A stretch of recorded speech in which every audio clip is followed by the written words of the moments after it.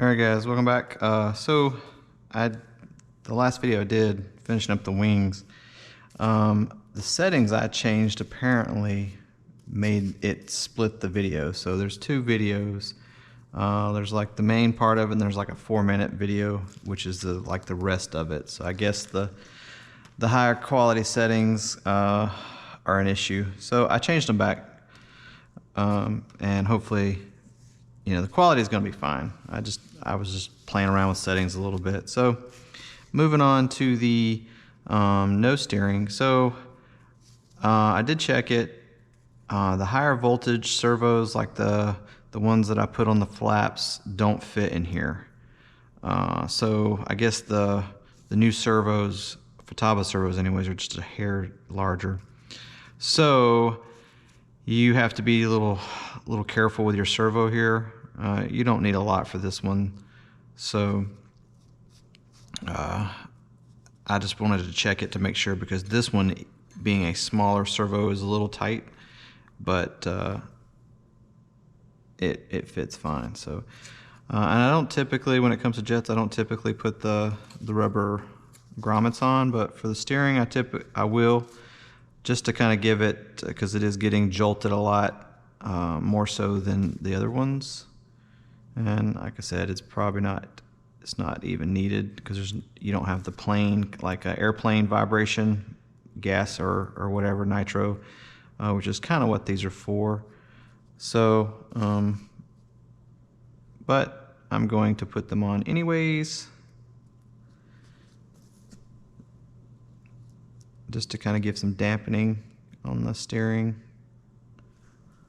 to the servo as well. And these Savox I like because they're very inexpensive, and they're really good torque. You can get some good options. And these little screws they have are pretty neat. They're wide, so they work like, I don't have to put you know, like a washer on them, and then they come with a little lock nut as well. So this is pretty straightforward. I already put the servo arm on and centered it, so nothing crazy with this. Let me turn it down just a hair. So I'm going to run these 4 screws through. The only thing you have to worry about is the screw holes lining up on this one. Which one? Wrong one. So I'll put one on each side, see if it makes sure it goes through. Okay, that one started. Yeah, see, that's the problem. Oof, they're gonna be tight. Let's see how it goes when I get them all in there.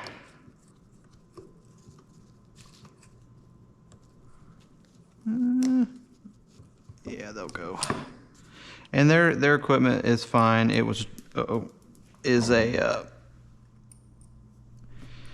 they just had these the screws that I was using on the wing servos to hold the servo in, the metric with the Phillips, and then where's the rod? I'm actually going to use their rod. The balls on this one are move really well, so, and that's all essentially is going to be. And they provided a M3 with an M3 lock nut, and I'll use that. So yeah, I was talking to 2 people. I was talking to the builder or the designer of this jet, and then my buddy in Dubai, which is interested in one, or might be interested in one, I don't know. But I guess they're looking for a dealer in Dubai as well, so I was kind of working that. I seem to know a lot of people in the RC community all over the world. I don't know if a lot of that's from the channel, but also from my past military background, you know, traveling. I've been to, you know, kind of all over, and met people from all over the world. And the channel, though, is kind of where I've kind of developed some relationships and people from various countries, you know, Dubai, the UK, Australia, and then working with the manufacturers in Spain and then over in Asia some. So kind of know a little bit of, know everybody, a little all around the jet community. So it's kind of comes in helpful when a friend asked about trying to find a contact for something, or they need something from over here, and they'll ship it to me, and then they'll send me a label and I'll ship it to them, kind of things. Helps them get stuff that they need. They can't necessarily get where they're at or something. But yeah, again, don't need the lock nuts, but I'm going to put them on anyways, just for a little extra hold.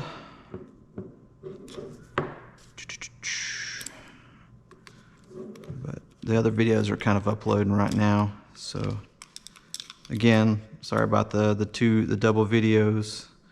And really the last video is just showing the wing I had already done, and how everything with the actual rods on it.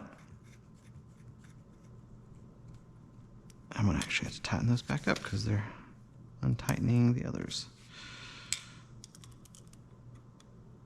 Uh-oh, move that guy out of the way. Little landing light bracket. Yeah, I need to start looking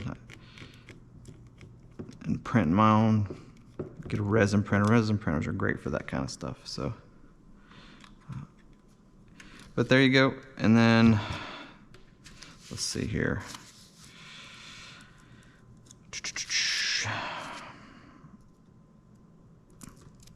Put a washer just in case. Shouldn't be an issue with it popping off. I've never had one pop off, but you never know, you know. Better safe than sorry. I'm probably only going to need the inner hole in this one.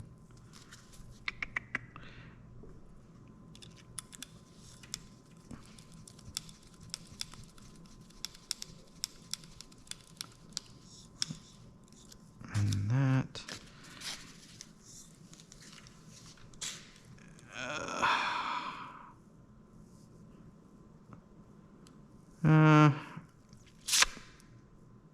I'm gonna put this servo on the bottom, I think. So I'll go ahead and put this one side on. Yeah, it's kind of coming off. Unless I put a post on it. Nah, it's just extra weight. Let's do this. Let's just put a...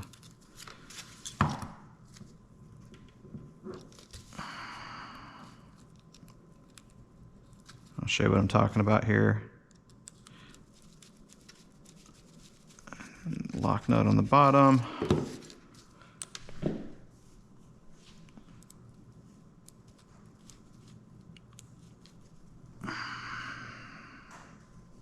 Oh, there we go.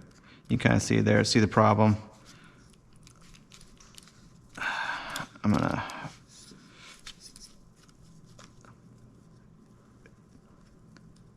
actually, I could come in.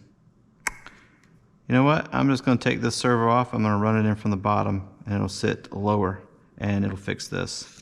So, yeah, I'm going to do that. I'm going to put the servo, instead of dropping in, I'm going to go up, and that will level this out without having to come in from the bottom. So, I'm going to do that. I'll go ahead and put this back on. I'll have to take this off anyways.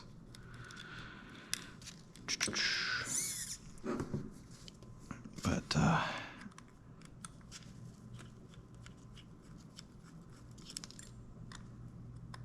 yeah, like I said, I have all kinds of stuff to talk about, and then I start making a video, and it's like I go blank. Some people just like me to shut up and just do stuff. So, people can be cruel online. Everybody's keyboard rangers these days.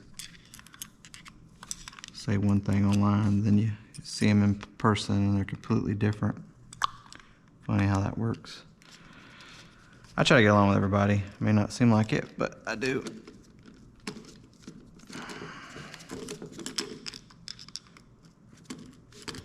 And I'm not hard to please when it comes to a model either. I don't understand some of the things sometimes they do, the logic behind some certain things.